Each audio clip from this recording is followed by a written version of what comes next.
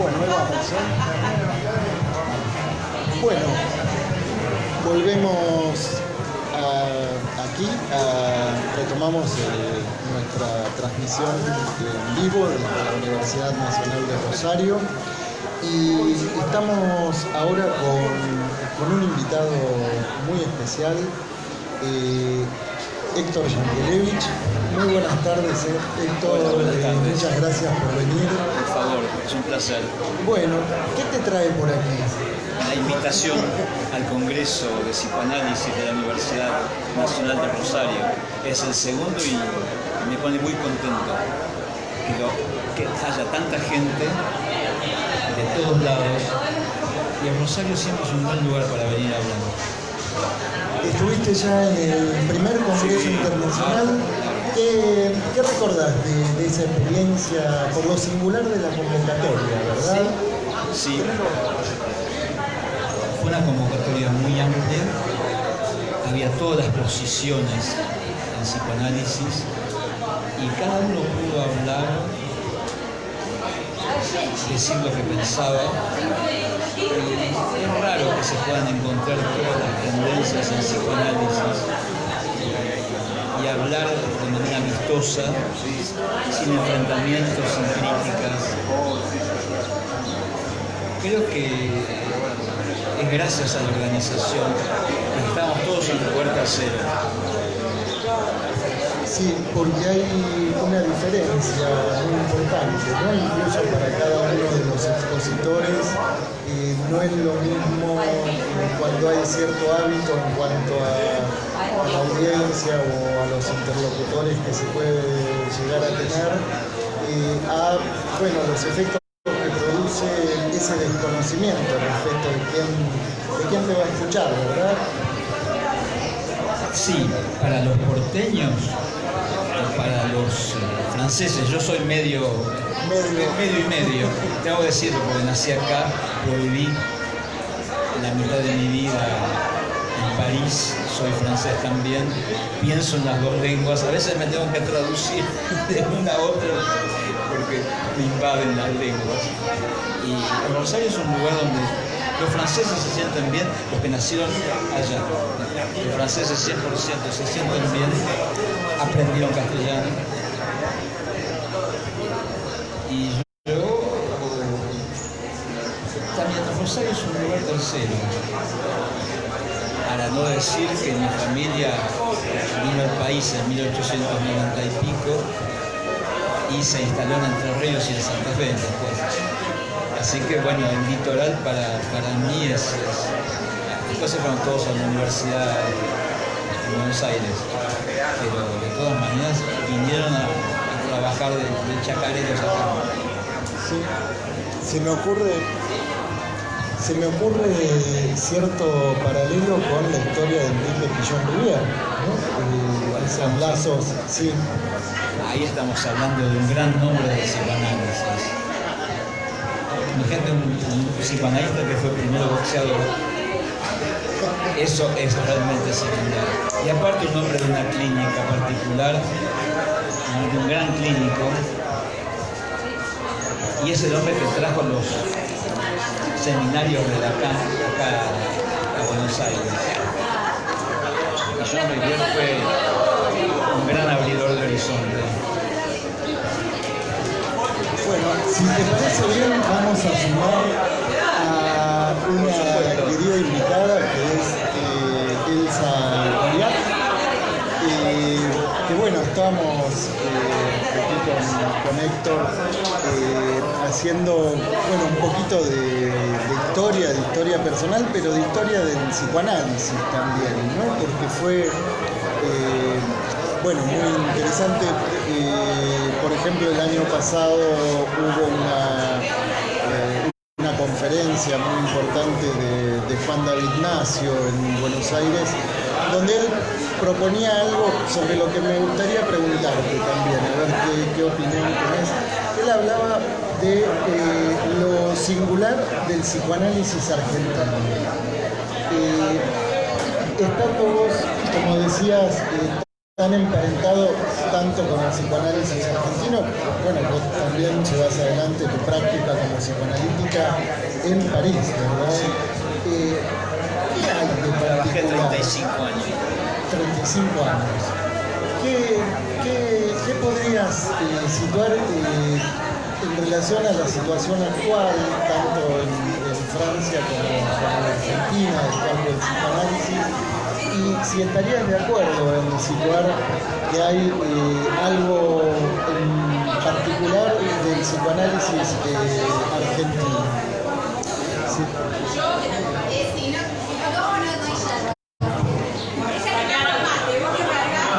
La Argentina tiene una peculiaridad, efectivamente. Es un país de inmigración, no solamente de personas, sino de ideas. Y eso no todos los países de inmigración lo han tenido. Y en eso es distinto a Estados Unidos, que también es un país de inmigración. Fue más inmigración de gente que de teorías, en la medida en que sí, por supuesto, hubo entrada del psicoanálisis en Estados Unidos, pero fue transformado por un contexto sociológico y filosófico muy particular, que es el de Estados Unidos, que no lo reniego, y yo creo que hay psicoanálisis en Estados Unidos, porque he trabajado en Estados Unidos, he dado controles, he dado conferencias y escuché a la gente hablar de su práctica. Con lo cual, mi posición no es solamente ideológica, sino que me di cuenta que había gente que me escuchaba y que escuchaba a sus pacientes. Es decir, que hubo una escuela, la del yo, que es contra la que Lacan luchó. Acá no tuvimos eso. Acá los peñanos del APA iban a controlar con Melanie Klein o con Bion, como los lacanianos de acá, que no han vivido en París, fueron a controlar con Lacan o con otros analistas formados por Lacan. Que acá hubo no hubo adaptación a condiciones culturales. Si tenemos diferencias, es que tenemos diferencias empáticas con Francia. Francia es un país que tiene una cultura de 1000 años. Nosotros somos un país joven. Esa es la diferencia fundamental. En Francia la transmisión del psicoanálisis sigue cánones que ya se formaron desde el racionalismo. Nosotros tenemos que inventar nuestras maneras de transmisión. De hecho lo hacemos, todavía no tenemos una teoría de eso. Elsa quería intervenir.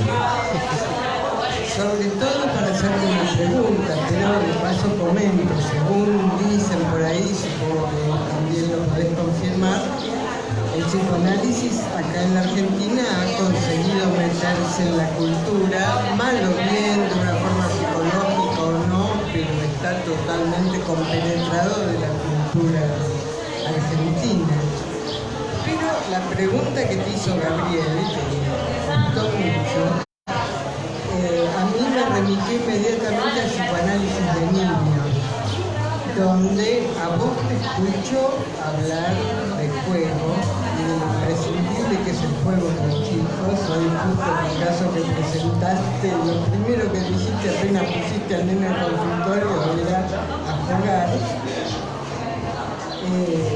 Yo por ahí no conozco, por supuesto, muchísimo menos que vos, pero no he encontrado franceses que digan que tomen esto del juego en el psicoanálisis de niños como lo esencial que es. Te agradezco la pregunta, Elsa. Tulto trabajaba con chicos psicóticos, pero haciéndoles hacer plastilina. Yo aprendí con Dolto y también con Gisela Pankow la plastilina, que es diferente que en los chicos que en los adultos psicóticos. Con los chicos que pueden dibujar, yo prefiero que dibujen. Porque en el dibujo siempre hay un elemento que está respondiendo a la cuestión que traen. A un chico autista, o bien jugamos con plastilina, o bien jugamos con los pocos juguetes que tengo. Pero jugamos siempre. Sí. Hay que entender el dibujo también como juego. Dolto no quería jugar. De todas maneras, para mí Dolto es un genio como Benedictine. Y también está Bonamoni, en cuya escuela fui miembro. Dolto tenía una aprehensión respecto del juego, pero su genio estaba en cómo trabajaba la plastilina y el dibujo. Y su control de grandes psicóticos, cómo podía hacer para calmarlos y empezar un trabajo con ellos. Hablando de chicos. Bueno,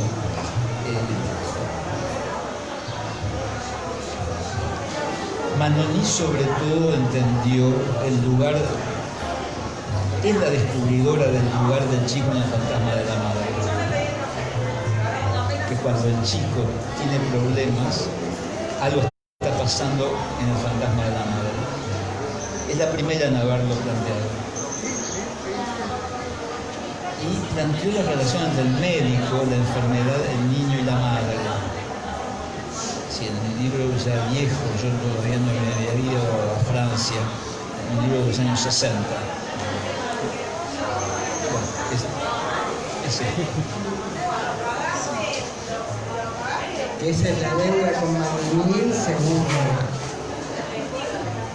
Ahora, de alguna forma, al principio me parece que cuando algunos psicoanalistas lacanianos empezaron a ocuparse de niños en la Argentina, ponían justamente, le daban una importancia, por supuesto que la tienen, una importancia enorme para la de la madre, eso es indudable, pero transformar el fantasma de la madre, cuando el chico ya tiene 3, 4, 5 años, no transforma en el mismo momento al niño. El niño necesita su tratamiento. Bueno, ahí creo que me da la impresión de que los argentinos, incluso uno que trabajó 35 años en Francia, ahí llevamos la avanzada en cuanto al planteo del juego.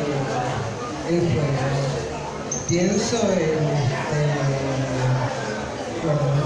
de este que mencioné, que estuvo 35 años en Francia, por ahí uno de los primeros fue Jorge Fuchs, ¿no? Que realmente le dio un vuelo a todos los desarrollos sobre el juego muy grande. Bueno, sí, No, bien, y bienvenida Elsa Coriat, que bueno, que ya participó en nuestro programa en Radiofonía hace algunas semanas. Y yo me quedé pensando, Héctor, vos mencionaste un poquito como al pasar el modo en que se introduce el psicoanálisis en Estados Unidos, que fue un modo muy particular, ¿no? Porque justo en nuestro último programa estuvimos trabajando sobre la figura del sobrino de Freud, ¿no? De Edward Bernays, y cómo se introduce el psicoanálisis de una manera tan particular. Incluso la figura de Freud es introducida por su sobrino como un producto de marketing, ¿no? De hecho,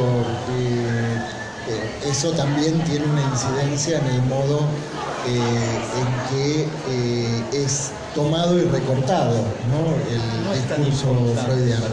A ver. fui mucho a Estados Unidos a dar conferencias, a exponer casos míos y a escuchar casos de otros.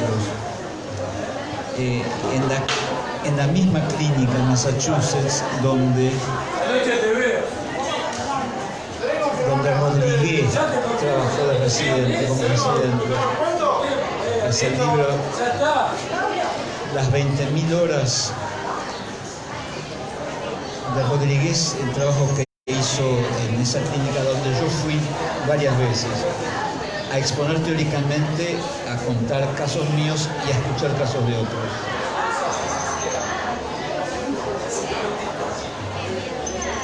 Y en Estados Unidos hubo una introducción del psicoanálisis en la cultura, en Hollywood.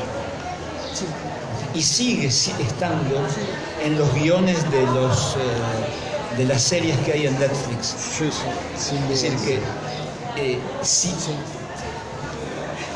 yo le pregunté por qué no había habido más trabajo con la cultura, habiendo tenido a alguien como Hitchcock, en donde Hitchcock fue un lector de Freud. Le pregunté a una analista titular de la APA, lo quise invitar, me invitó él, lo quise invitar yo a almorzar, me invitó él a cenar, pero en fin, charlamos muchas horas sobre eso y me dio una clave. Dije, ¿por qué no trabajaron más con la cultura como para no quedarse encerrados solamente en la clínica, sino para tener el papel que corresponde al psicoanálisis, que es la crítica de la cultura? Y me dijo, nosotros éramos médicos y no creíamos que podíamos hacer más. El problema de la adaptación vino por la Facultad de Medicina. En la medida que todos tuvieron que rehacer su título europeo, porque no era pensable en Estados Unidos que alguien practicara un arte de curar sin ser médico. Por ahí fue la introducción del psicoanálisis como arte de curar y nada más. La edición de las obras escogidas de Freud en inglés no están hechas por orden cronológico como la Standard Edition, sino por temas. Entonces, Psicología de las masas o El malestar en la cultura son obras que no son psicoanalíticas, son obras de un genio estoico que escribió, aparte de fundar una clínica para curar, también meditó sobre la sociedad y la cultura y la historia, con lo cual se le quita toda pertinencia clínica al malestar en la cultura, Psicología de las masas y El porvenir de una ilusión. Solamente viendo cómo están titulados los tomos donde están las obras escogidas, uno se da cuenta de que le han sacado pertinencia clínica a grandes obras en donde Freud está mostrando que sin una posición crítica respecto de la cultura no hay cura a nivel individual. Ahí, en esa categorización, Freud, gran pensador estoico, que aparte de construir el arte de curar de una manera novedosa, descubrir el inconsciente, también reflexionó sobre la sociedad y la cultura. En eso, dicho así, ese es el problema que tuvo el psicoanálisis en Estados Unidos. Eso no quiere decir que no haya en la IPA de Estados Unidos debates sobre problemas de guerra, pero son la unidad entre intención y extensión del psicoanálisis no la tienen. Piensan la cultura de un lado y la clínica por el otro. Lo que pasó en Estados Unidos fue la ruptura de esa unidad. Ese fue el problema. ¿De dónde vino? En que lo que Freud dice en Totem y Tabú sobre el padre muerto, en Moisés y la religión monoteísta, lo que Freud afirmaba que había una transmisión genética del homicidio del padre, a la luz de la genética ya en los años 30, y de la antropología la posición de Darwin y la posición más bien no darwiniana de Freud sobre la transmisión de un carácter adquirido, que en Darwin no está, sino que viene del evolucionismo y no del darwinismo. Ya la genética demostraba que era imposible la transmisión de un carácter adquirido. Es decir, que como no era demostrable, científicamente se lo dejó caer. Al dejar caer el padre muerto, las curas se volvieron simplemente curas del retorno de lo reprimido y no iban más allá. Y Freud construyó el padre muerto con apoyos que no son lo fundamental. Esos apoyos científicos pueden caer, el padre muerto es imprescindible para la teoría y para la clínica psicoanalítica. Esa fue la vergüenza de los analistas en sostener una posición que no podía ser científicamente comprobado, que era refutada científicamente, hizo que no descubrieran que el padre muerto es una construcción, es la clave de bóveda del psicoanálisis. Esa fue la segunda renuncia. Una fue unidad de intención y extensión y la otra el padre muerto. ¿Qué es el padre muerto? La unidad de intención y extensión. Bueno, hemos tenido realmente un encuentro muy interesante con distintos aspectos de lo que ha sido la discusión del psicoanálisis. Y Héctor, ¿te quedás hasta cuándo? Ya me voy. ¿Ya te vas? Ya me voy. Bueno, entonces vamos a contactarte para ver si podemos invitarte nuevamente a venir a nuestro programa. Encantado. ¿Sí? Encantado. Será un placer. Me gustaría preguntarte, a modo de cierre, ¿qué es lo que te parece que tiene como impronta particular este congreso y qué efectos tiene en vos, ¿no? Estos encuentros, esta diversidad de discursos, esta interrogación distinta que se produce aquí? Te lo digo con una sola palabra, me pone alegre. Sí, me pone alegre.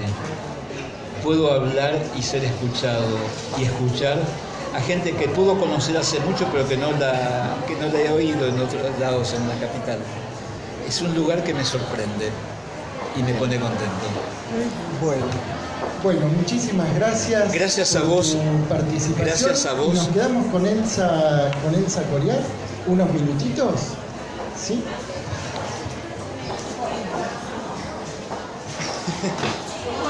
Chao. Tuve suerte de llegar Vamos a ahora. una pausa musical y ahora enseguida seguimos.